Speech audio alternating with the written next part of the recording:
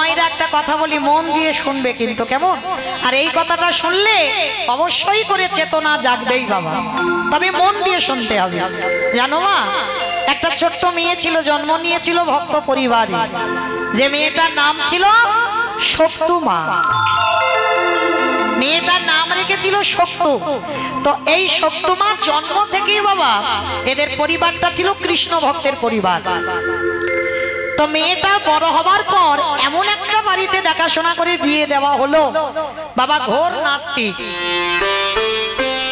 মানে কৃষ্ণ ভজন হয় না, সে বাড়িতে কৃষ্ণ নামই হয় না। কোন দিন সন্ধ্যাবাতি জ্বলে, কোন দিন জ্বলে না, ভগবানের গুনে গুনে দুটো নকুল দানা দেয়, কোন দিন দেয় না, মানে এরকম পরিবার। আর এমন বাড়িতে বিয়ে হয়েছে, কিন্তু শক্তু মা কোনোদিন বাপের বাড়ি নালিশ জানায়নি যে আমার সংসারে এত কষ্ট। আর শাশুড়ি তো বাবা, সে শাশুড়ি নয় বাবা, সে শ্বাস উড়িয়ে দেয়। শ্বাস সবসময় উড়িয়ে দেয়, সে শাশুড়ি নয়। কারণ না, শাশুড়ি তো আর মা হবে না, আর বৌমা মেয়ে হবে না। কি মা ভুল বললাম? তবে হবে কাদের কাছে হবে? যাদের মানিয়ে নামার শক্তিটা দিয়েছে, যাদের ধৈর্য শক্তি দিয়েছে, তাদের কাছে বাবা শাশুড়ি মা হয় আর বৌমা মেয়ে হয়। হয় না বলা ভুল? তা এই শক্তু মার বিয়ে দেওয়া হয়েছিল, কিন্তু মা শাশুড়িটা মোটে ভালো নয়। সকাল থেকে রাত্রিতে ঘুমাতে যাওয়া পর্যন্ত বৌমার কাজকর্ম রেডি করে রেখেছে, মানে হাতের জল শুকায় না, সবসময় কাজ করতেই থাকে, করতেই থাকে। আর শাশুড়ির আদেশ ছাড়া বাইরে বেরোনো যাবে না।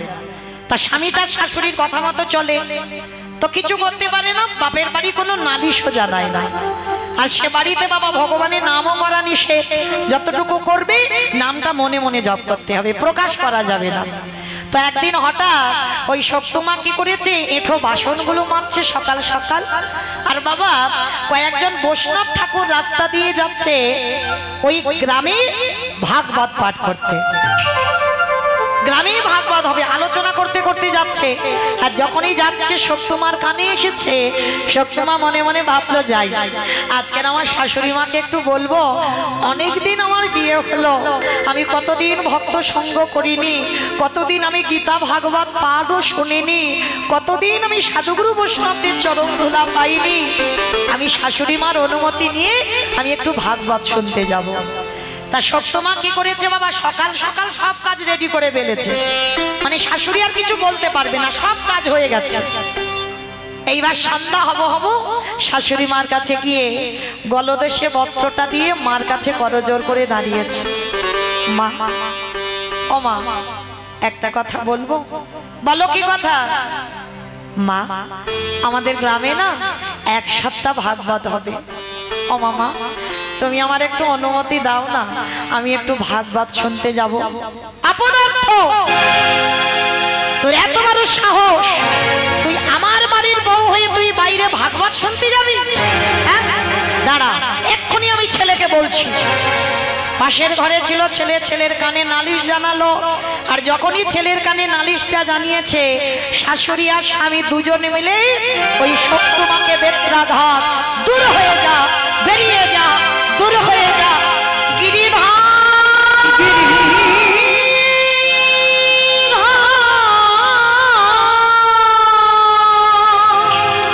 এত মারা মেরেছে, শক্তু মাকে সর্বাঙ্গ দিয়ে রক্ত ঝরে ঝরে পড়ছে। তোর এত বড় সাহস, আমার ঘরের বউ হয়ে তুই কিনা ভাগবত শুনতে যাবি, সাধু সঙ্গ করতে যাবি?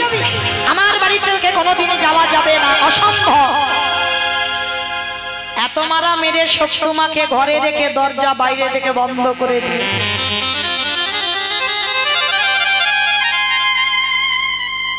বসে বসে গুমড়ে গুমড়ে কাঁদে আর বলে, গিরিধর, জন্ম থেকেই আমি তুমি ছাড়া কিছু জানি না। আমি বুঝতে পারিনি ঠাকুর, তোমায় ভালোবাসলে তাকে এত কষ্ট পেতে হয়। আমি বুঝিনি তোমার নাম ভালোবাসলে তার জীবনে এত দুঃখ, এত কষ্ট থাকে। তবে তুমি দুঃখ দাও, জ্বালা দাও, যন্ত্রণা দাও, সব দাও, সহ্য করবার মতো ক্ষমতাটুকু আমায় দিয়ে পাঠাও। শক্তু মা বসে বসে কাঁদছে, আর ওদিকে ভাগবত শুরু হয়ে গেছে বাবা, আওয়াজ কানে আসছে।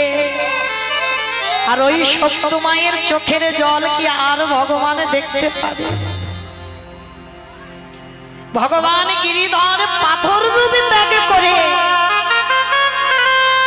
শাশুড়ির রূপটা ধারণ করেছে।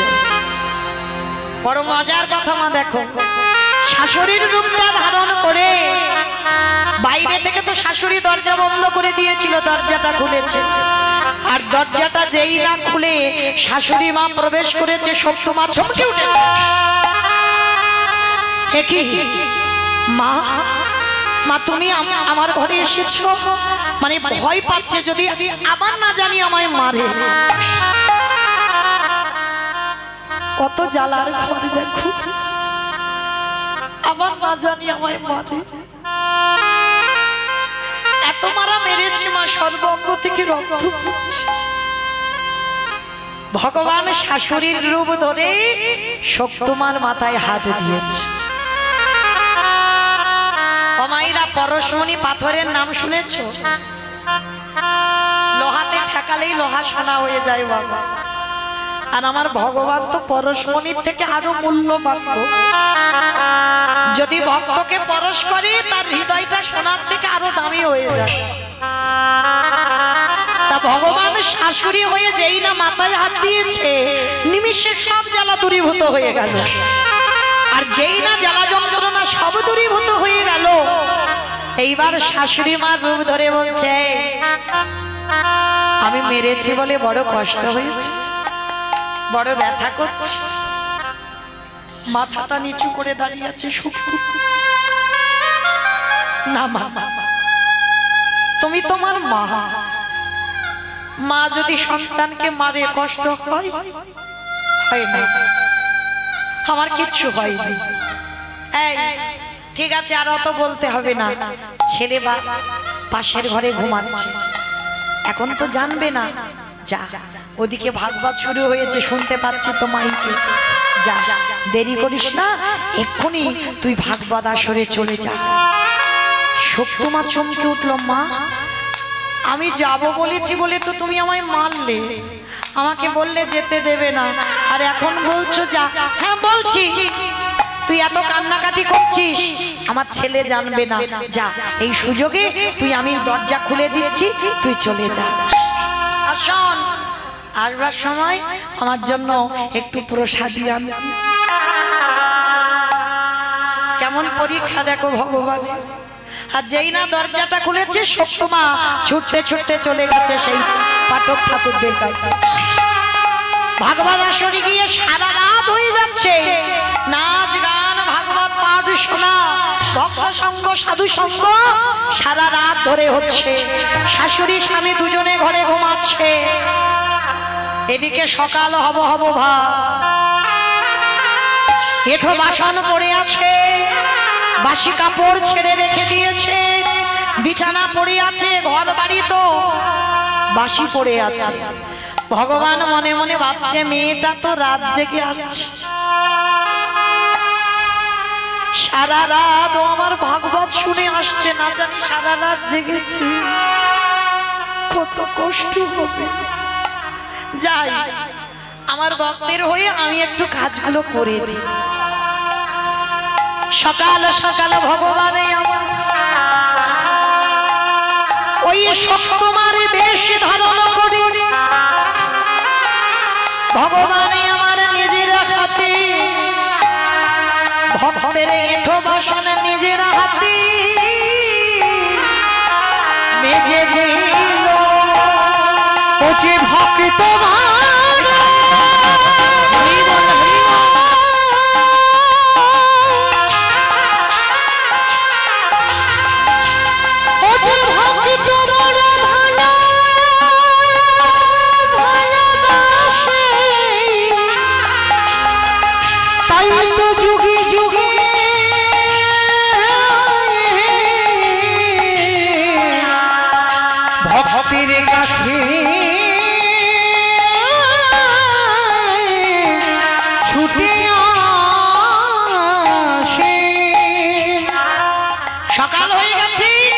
ওদিকে প্রসাদ নেওয়ার জন্য তোমার একটু দেরি হচ্ছে।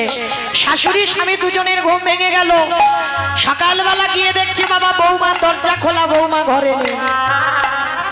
এইবার শাশুড়ি রেগে গিয়ে বলে উলে, ওরে পাপিষ্ঠা নারী, তার মানে আমার বলা সত্ত্বেও তুই ওই ভাগবত আসরে চলে গেলি? বেশ, আসতে তো তোকে হবে, আর আসবার পরে আমি তোর ব্যবস্থা করব। এদিকে শক্তুমা তো জানে না, আর দরজায় শাশুড়ি মা বেতের বাড়ি নিয়ে বসে আছে, বউ ঘরে ঢুকলে মারবে। আর শক্তুমা সকাল হয়ে গেছে, প্রসাদীটা নিয়ে ছুটতে ছুটতে আসছে। মা মা মা, ও মা, এই নাও। এত দেরি হতো না, তুমি বলেছিলে না বৌমা একটু প্রসাদী আনবে, ওইটার জন্য একটু দেরি হয়ে গেল। ও মামা, এই নাও, তোমার জন্য আমি প্রসাদ এনেছি। চমকে উঠলো শাশুড়ি মা, এত বড় মিথ্যাবাদী! আরে আমি কখন তোকে বলেছি আমার জন্য প্রসাদী আনতে হবে? আর আমি কখন বা তোকে অনুমতি দিলাম? শক্তুমা চমকে উঠেছে। সে কি মা, তুমি আমার দরজা খুললে, তুমি আমার মাথায় হাত দিয়ে, আমি তো যেতে চাইনি, তুমি বারণ করেছো বলে। আমি ভয়ে ভয়ে ছিলাম, যদি আবার আমি চুরি করে যাই তুমি আমায় মারবে। কিন্তু মা, তুমি তো নিজেই এসে আমার অনুমতি দিলে, আর অনুমতি দিলে তুমি নিজে তো ঘর থেকে আমাকে হাত ধরে নিয়ে গেলে। তুমি সব ভুলে গেছো? অসম্ভব! এত বড় মিথ্যা কলঙ্ক তুই আমার গায়ে লাগাচ্ছিস। ছেলে ছুটে এসেছে। মা, কি হয়েছে? খোকা, তোর বউ এত বড় মিথ্যাবাদী, আমরা সকালবেলা বারণ করা সত্ত্বেও গেছে। তবে রে পাপিষ্ঠা নারী, সারা রাত তুই ভাগবত আসরে কাটিয়েছিস। স্বামী শাশুড়ি দুজনে মিলে আবার দরজার ধারে দাঁড় করিয়ে বেত্রাঘাত করছে। দূর হয়ে যা, বেরিয়ে যা, দূর হয়ে যা।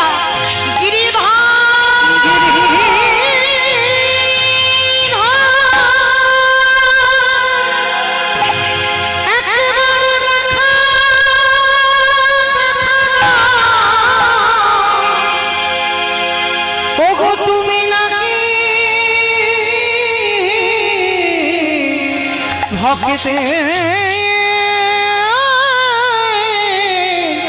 ভগবান এত মারা মেরেছে, তবুও দাঁড়িয়ে দাঁড়িয়ে কোনো প্রতিবাদ নয়। মা মাথাটা নিচু করে শক্তুমা কেঁদেই যাচ্ছে, কিন্তু বুঝতে পেরে গেছে যে কাজটা কে করেছে। ভক্ত তো চুলের মুষ্টিটা ধরে টেনে নিয়ে গেছে। শাশুড়ি, এরকম বাসনগুলো কে মাজবে? বাসি কাপড়গুলো কে ধোবে? বাসি বিছানা পরিষ্কার করতে হবে, ঘর বাড়ি পরিষ্কার করতে হবে। চুলের মুষ্টিটা ধরে বাবা যেই না কলের ধারে ফেলেছে, দেখে না সে বাসন মেজে ধুয়ে মুছে সব রেডি করে। বাসি জামা কাপড় সব কেচে মেলে দেওয়া আছে, ঘর বাড়ি মোছা, বিছানা পরিষ্কার। শাশুড়ি মা অবাক হয়ে গেল। একটু আগে আমি দেখে গেলাম কিছু কাজ হয়নি, সব এলুথেলু হয়ে আছে, আর এর মধ্যে এগুলো কে করলো? শক্তুমার বুঝতে দেরি হলো না।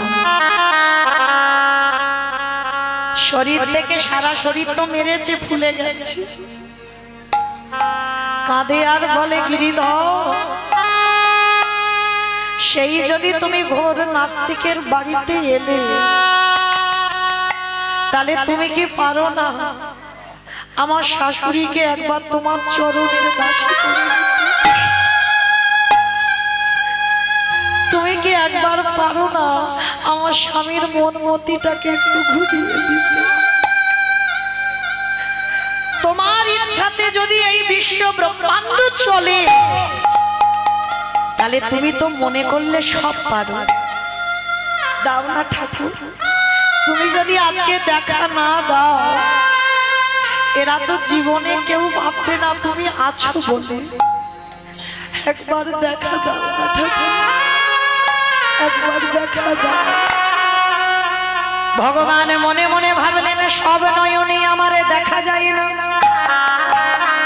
দন্তের সভা সব মানে সর্বস্ব,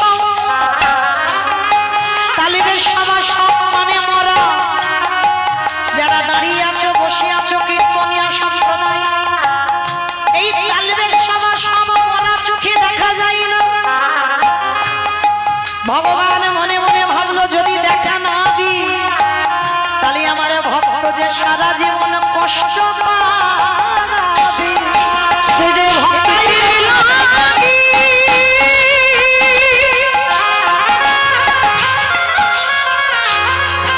সেই যে ভক্তের লাগি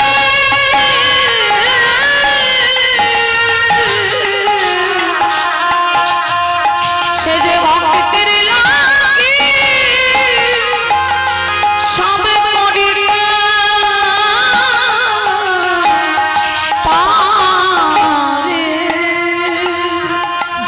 শত্রুমা দাঁড়িয়ে কাছে, আরে কি আমার গিরিধরে থাকতে পারে?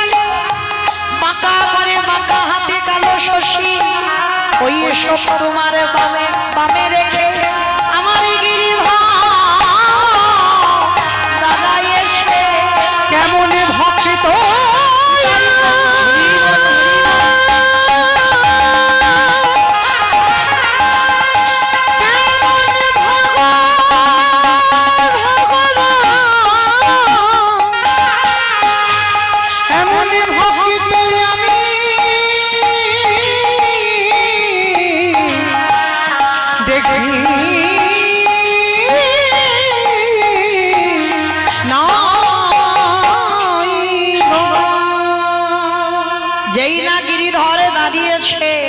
শত্রুমাকে বামে নিয়ে, ঠিক যেমন বাবা মীরার গিরিধর দাঁড়িয়েছিল, আজকের শত্রুমার কাছে দাঁড়িয়েছে।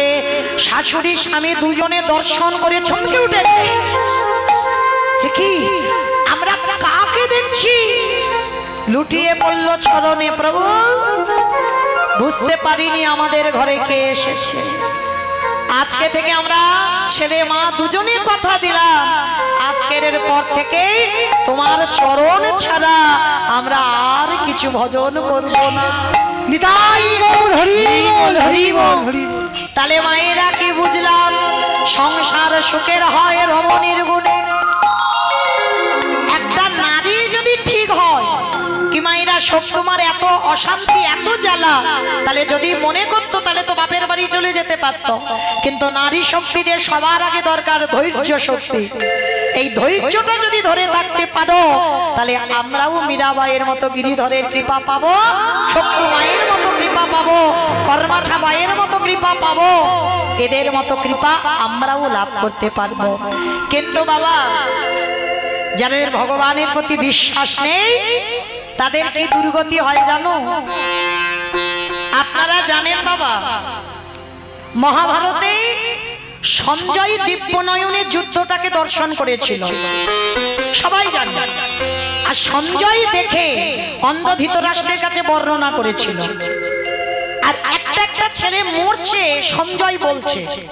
ভীমের গদার আঘাতে দুর্যোধনের উরুভঙ্গ হলো, ভীম দুঃশাসনের বক্ষ চিরে রক্ত পান করলো। একটা একটা করে ছেলের মৃত্যু খবর পাচ্ছে। বাবা যতই অন্ধ ব্যক্তি হোক না কেন, ছেলের মৃত্যু খবরটা কি নিতে পারে? একটা করে খবর আসছে আর ভিতরটা যেন ধৃতরাষ্ট্রের জ্বলে যাচ্ছে। মানে এত ক্রোধ এত রাগ এসে যাচ্ছে। ওই রাগের মাথায় বিদুরকে ডেকেছিল, বিদুর এক্ষুনি তুমি ভীমকে ডেকে পাঠাও। ভালো করে শুনবেন বাবা, কেন ভীমকে ডেকে পাঠাতে বলছে না? অন্ধ ধৃতরাষ্ট্র যখন ছেলেদের মরা খবর পাচ্ছে, ধৃতরাষ্ট্র প্রতিজ্ঞা করেছিল আমি নিজের হাতে ভীমকে হত্যা করব। আর এদিকে আমার অন্ধ ধৃতরাষ্ট্র বুঝতে পারেনি বাবা, সবার চোখে ধুলো দেওয়া যায়, একজনের চোখে নয়। কি গো মায়েরা, এই যে আমি উঁচু জায়গাতে দাঁড়িয়ে আছি, মোটামুটি দেখতে সবাইকে পাচ্ছি, কিন্তু আমার চোখে ধুলো দেওয়া যায়। কে কীর্তন শুনছে, কে শুনছে না, কে গল্প করে যাচ্ছে, কে শুধু হাওয়া খেয়ে যাচ্ছে, আবার কে বসে বসে কিচ্ছু দেখতে পাচ্ছি না, কিন্তু যে ছেলেটা বাঁশিটা বাজাচ্ছে, যত বাবা প্যান্ডেলের ভিতরে থাকুক না কেন, ও বাবা ও চোখ তো ইন্দ্রের থেকে আরো বেশি চোখ। কি বাবা, সেই অহল্যা সতীত্ব নাশ করেছিল দেবরাজ ইন্দ্র, তাতে গৌতম মুনি অভিশাপ দিয়েছিল কি তোর সর্বাঙ্গে ইন্দ্র হবে ভোগ চিহ্ন, আর সেটা পরবর্তী দিনে হলো সহস্র চোখ। আর সেই সহস্র চোখ মানে হাজার চোখ, কিন্তু হাজারের থেকে তো আমার কৃষ্ণের শরীরে আরো চোখ বেশি। চারদিকে ঘুরে ঘুরে বেড়াচ্ছে, কে কি করছে দেখি কীর্তন আসরে এসে। সময় মতো আমি লিখে ঘরের ভিতরে দিয়ে দেব। তা মায়েরা তার চোখে ধুলো দেওয়া যাবে না। তা অন্ধ ধৃতরাষ্ট্র প্রতিজ্ঞা করেছে, ভীম যেমন আমার ছেলেকে মেরেছে, আমার দুর্যোধনের উরু ভঙ্গ করলো, দুঃশাসনের বক্ষ চিরে রক্ত পান করলো, আমি নিজের হাতে ভীমকে হত্যা করব। প্রতিজ্ঞা করেছে, সংকল্প করেছে, মারবই। আর সংকল্প করে বিদুরকে বলল, বিদুর যাও তুমি একবার গিয়ে ওই ভীমকে আমার কাছে একটু ডেকে পাঠাও তো। শান্ত ভাবে বলছে, কিন্তু বাবা বাইরেটা শান্ত, ভিতরটা শান্ত নয়, রেগেই বলছে। কিন্তু অন্ধ ব্যক্তি কেউ বুঝতে পারলো না। এইবার যখন বিদুর খবর দিয়েছে, বাবা পঞ্চপাণ্ডব এসে যুধিষ্ঠির আগে প্রণাম করেছে। আর যুধিষ্ঠির প্রণাম করতে সর্বাঙ্গে হাত বুলিয়ে ধৃতরাষ্ট্র বলছে, আমি তো বাবা তোকে আসতে বলিনি। স্বভাব শান্ত, ভিতরটা জ্বলছে, আমার ভীম কই, আমি ভীমকে দেখতে চেয়েছি। এইবার ভীম তো পাশেই দাঁড়িয়েছিল। এইবার ভীম ধৃতরাষ্ট্রের কাছে যাবে বলে সবে একটা পা বের করে আমার পাশে দাঁড়িয়েছিল পরমাত্মা রূপী ভগবান, যে ভগবান সবার মনের খবরে জেনে বসে আছে। সবে একটা পা তুলেছে যাবে ধৃতরাষ্ট্রের কাছে, ভগবান কি করেছে, ভীমের হাতটা ধরে ধরে টেনে নিয়েছে। অন্ধ তো ধৃতরাষ্ট্র দেখতে পাচ্ছে না, ভগবান শুধু ইশারা করে বলছে ছু, কথা হবে না। এরা পাঁচ ভাই তো অবাক হয়ে তাকিয়ে আছে কৃষ্ণের দিকে। ওই যে বললাম, যে পক্ষে কৃষ্ণ রয় সে পক্ষের মৃত্যু হয় না। যারা কৃষ্ণ চরণ ধরে তাদের কোনোদিন অপমৃত্যু হবে না। এইবারে যেই না বাবা ভীমকে টেনে নিয়েছে, আর রেডি করা ছিল তো একটা ভীম। ধীরে ধীরে ভগবান ভীমটাকে ঠেলে দিয়েছে ধৃতরাষ্ট্রের কাছে। এইবারে যেই না ভীমটা হাত বাড়িয়েছে, অন্ধ ধৃতরাষ্ট্র মানে ভীমটাকে এমন করে বানিয়েছে বাবা হুবাহু ভীমের মতো, আর অন্ধ মানুষ বুঝতে পারেনি। আর যেই না ভীমের দুটো হাত এমনি করা আছে, যাচ্ছে মানে চাকা সিস্টেম করা, ঠেলে দিয়েছে আর গড়াতে গড়াতে যাচ্ছে। এইবার অন্ধ ধৃতরাষ্ট্র যেই না ভীম গিয়ে না যাইছে, আমার ধৃতরাষ্ট্র যেই না ভীমকে বুকে জড়াইয়ে ধরেলো। একটু আদ্রু শক্তি নয় ধৃতরাষ্ট্রের শরীরে, 10,000 হাতির বল আছে। যদি চোখ দুটো ভালো থাকতো না বাবা, একটা খেলা খেলে নিত কুরুক্ষেত্রে। চোখ নেই বলে তো বাবা অত ক্ষমতা। 10,000, আমাদের তো বাবা একটা হাতির পা যদি পেটে তুলে দেয় ওরি বল। আর অন্ধ ধৃতরাষ্ট্রের শরীরে 10,000 হাতির বল ছিল। এইবার ভীমকে বুকে চেপে ধরেছে, মানে ভিতরটা তো রেগে আছে, ছেলেদের মৃত্যু সংবাদ শুনেছে, আর এমন করে চেপে ধরেছে বাবা একেবারে ধুলোর মতো ঝরঝর করে গুঁড়ো। আর যেই না ধুলো হয়ে গেল, অন্ধ ধৃতরাষ্ট্র টুকরে কেঁদে উঠল। সবাই অবাক হয়ে গেল, চমকে উঠেছে দেখে যে জ্যাঠামশাই ভীমকে বুকে চেপে ধরে মেরে দিয়েছে। এরা তো আসল রহস্যটা জানে না, জানে আমার কৃষ্ণ। যার জন্য বাবা ওই ঘরের ভিতরে একটা লোহার ভীম রেডি করে রেখে দিয়েছিল। লোহার ভীম, মাটি টাটি নয়, লোহা। হরিবল। এইবার লোহাটাকে চেপে ধরে ধুলোর মতো গুঁড়ো করেছে, তার মানে শক্তিটাকে ভাবো। এইবার যেই গুঁড়ো হয়ে গেল বাবা, মৃত্যুর পর এইবার ধৃতরাষ্ট্রের চেতনা ফিরেছে। দেখবেন বাবা, কোন ব্যক্তি রাগের মাথায় অনেক ভুল করে ফেলবে, করে না বাবা? বাস্তবেও আছে, দেখবেন রাগ হয়, ক্রোধ হয়, ওই জন্য সবার আগে বলছে ওইটাকে দমন করে রাখতে হবে। হ্যাঁ, রাগের মাথায় অনেক ভুল ভাল সিদ্ধান্ত আমরা নিই, কিন্তু না, যখনই সিদ্ধান্ত নেবে বাবা, সিদ্ধান্ত নেবার আগে 10 বার পিছনে ভাবতে হবে। 10 বার ভাবার পর তারপরেই তোমাকে একটা সিদ্ধান্তে যেতে হবে। কিন্তু ধৃতরাষ্ট্র রাগের মাথায় ক্রোধ এসেছে, বুঝতে পারেনি। কিন্তু ধৃতরাষ্ট্র জানে তার ছেলেগুলো কেউ ধার্মিক না, সব অধার্মিক। ভুল তার ছেলেদের, পঞ্চপাণ্ডবদের নয়, কিন্তু রাগের বশীভূত হয়ে মেরে দিয়েছে। এইবার মারার পর নিজে অনুতপ্ত হয়েছে, কৃষ্ণ রে আমাকে ক্ষমা করে দে বাবা, বিশ্বাস কর আমি মারতে চাইনি বাবা, রাগ এসে গেল, ক্রোধ এসে গেল, রাগের মাথায় আমি ভীমকে মেরেছি, আমি মারতে চাইনি, বিশ্বাস কর। ভগবান হেসে উঠেছে, ও জেঠু কে বললো তুমি ভীমকে মেরেছ? তুমি জানো না এই জগতে কোনো ব্যক্তি যদি ভুল করে, কোনো ব্যক্তি যদি অন্যায় করে, পরক্ষণে অনুভব করে, ভুল বুঝতে পারে, নিজে নিজে মনে মনে অনুতপ্ত হয়, কৃষ্ণের কাছে গিয়ে জানায় কৃষ্ণ আমি পাপ করে ফেলেছি। এইটা যদি কেউ বলে, ভগবান বলে সেই পাপীকে আমি পাপী বলে গণ্য করি না, কারণ সে অনুতপ্ত হয়েছে, আমি ভুল করেছি, আমি অন্যায় করেছি, রাগের মাথায় করে ফেলেছি।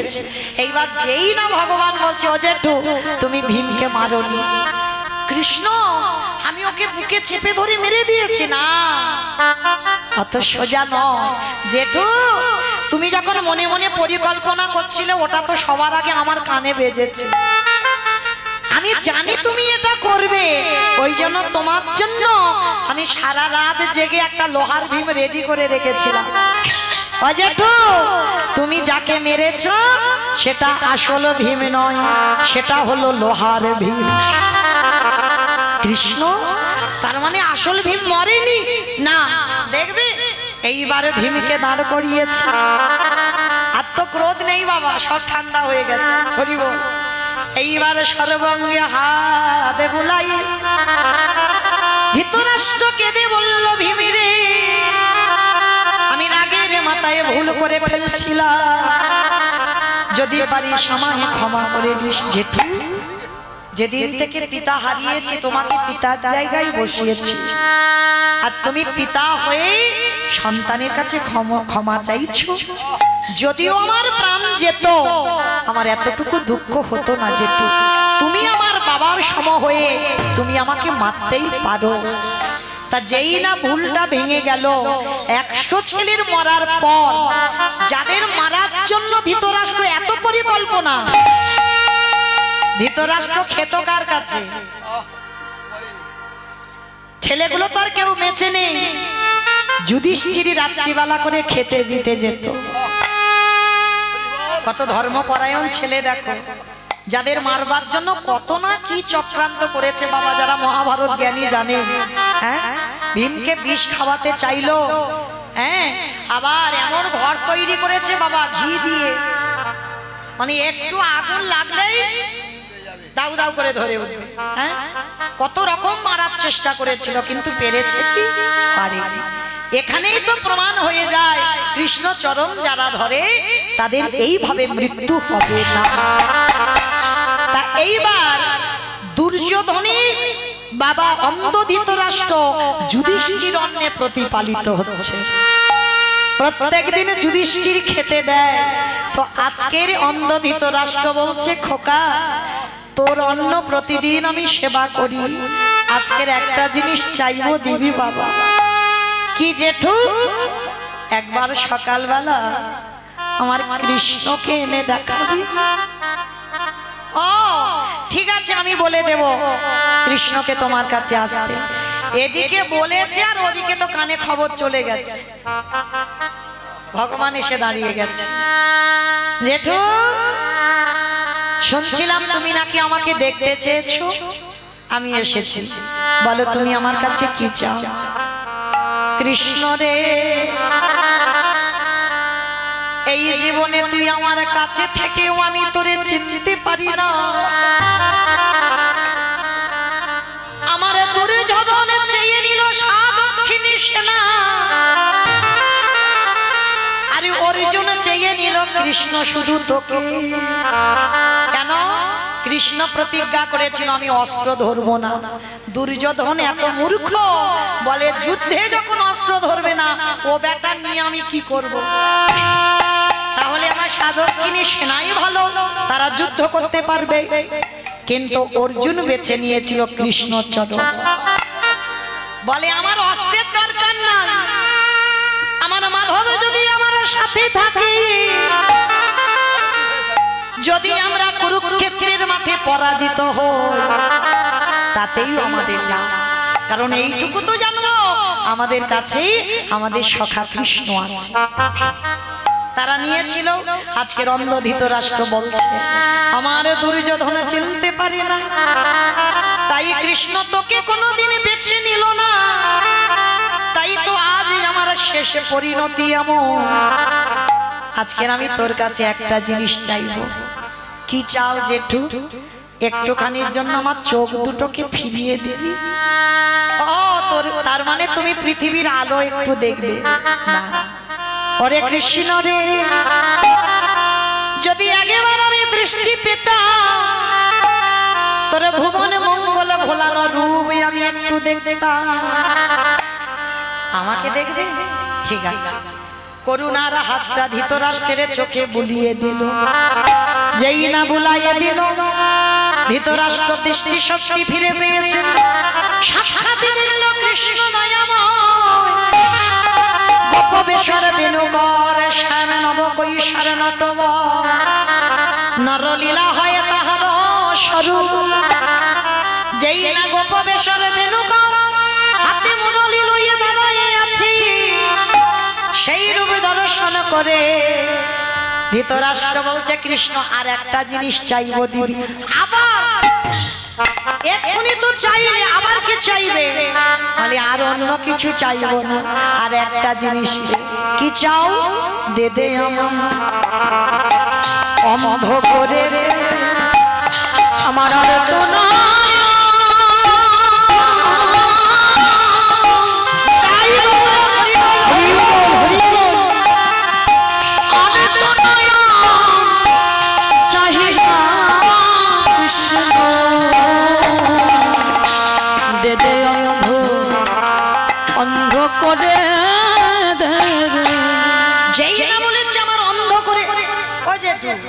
সবে তো চোখ ফিরে পেলে আবার অন্ধ হবে কেন? ওটা কৃষ্ণ রে, এই জগতে যে আগেবার গোবিন্দ দর্শন করে ফেলে তার কি আর কোনদিন এই জগতে কিছু আর দেখতে ভালো লাগে? তাই কৃষ্ণ তোর কাছে আমি জানাই রাখলাম, এই জীবনে আমি যে কটা দিন বাঁচব, আমি এই অট্টালিকাতে আর থাকতে চাই না। আমি বনবাসে গিয়ে আমি ভজন করে এই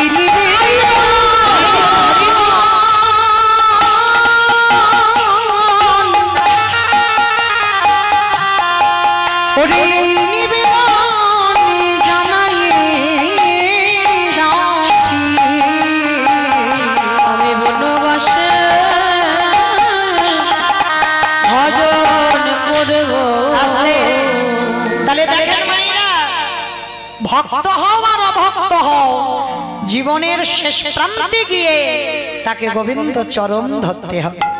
রাধে। আজকে যদি সময় থাকতে থাকতে না ধরো, কোনো না কোনো জন্মে বাবা তোমাকে কৃষ্ণ চরণ আশ্রয় করতে হবে।